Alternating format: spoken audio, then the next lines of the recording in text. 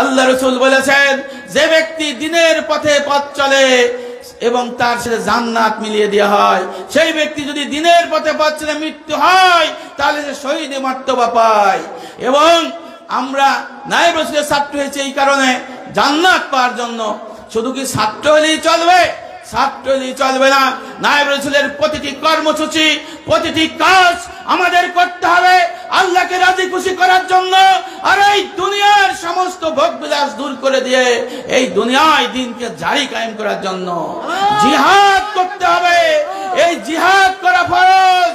এই জিহাদ হচ্ছে তাফসীরে মাজারির মধ্যে লেখা রয়েছে, প্রথম খণ্ড 301 পৃষ্ঠার মধ্যে লেখা রয়েছে, জিহাদের সিয়াসাত হচ্ছে পরিপূর্ণ দ্বীনের ইলম জারি কায়েম করা। সুবহানাল্লাহ। এই এখানে আমরা নায়েব রাসূলকে কষ্ট করেন, আমরা মেহমানের মতো আসি, মেহমানের মতো যাই।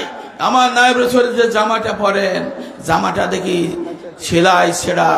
আমার নায়েব রাসূল যে ঘরে থাকেন সেখানে দেখি সত্যিকারের আলেমের যে প্রতীক, নবী করিম সাল্লাল্লাহু আলাইহি ওয়াসাল্লামের প্রতীক সেইভাবে রয়েছে। এই জন্য একটা কিতাবে পড়েছে, আবু দারদা বলেছেন যে আল্লাহ রাসূল দুনিয়াকে ভালোবাসেন নাই, দ্বীনকে ভালোবাসেন। আল্লাহ রাসূলের যারা ওয়ারিস হবেন তারা দুনিয়াকে ভালোবাসবেন না, দ্বীনকে ভালোবাসবেন।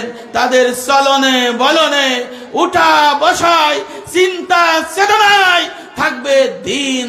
আর এই দিন থেকে যারা ভুল পথে চলে গেছিল, আমাদের বিজয় হচ্ছে সেইটা। অনেকে চলে গেছিল, অনেকে ফিরে আসছে, হৃদয়টা ভরে যায়। কারণ এই দিন সত্য, এই নায়েব রাসূল সত্য, দুজনের নায়েব রাসূল সত্য।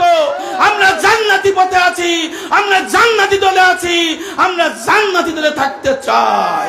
আল্লাহ পাক আমাদের সবাইকে বুঝার তৌফিক দান করুক। আমা তৌফিক ইল্লা বিল্লাহ। আসসালামু আলাইকুম ওয়া রাহমাতুল্লাহি ওয়া বারাকাতুহু। নারে তাকবীর, নারে তাকবীর। ইসলাম দিন, ইসলাম সারা বিশ্বে পূর্ণাঙ্গ দিন।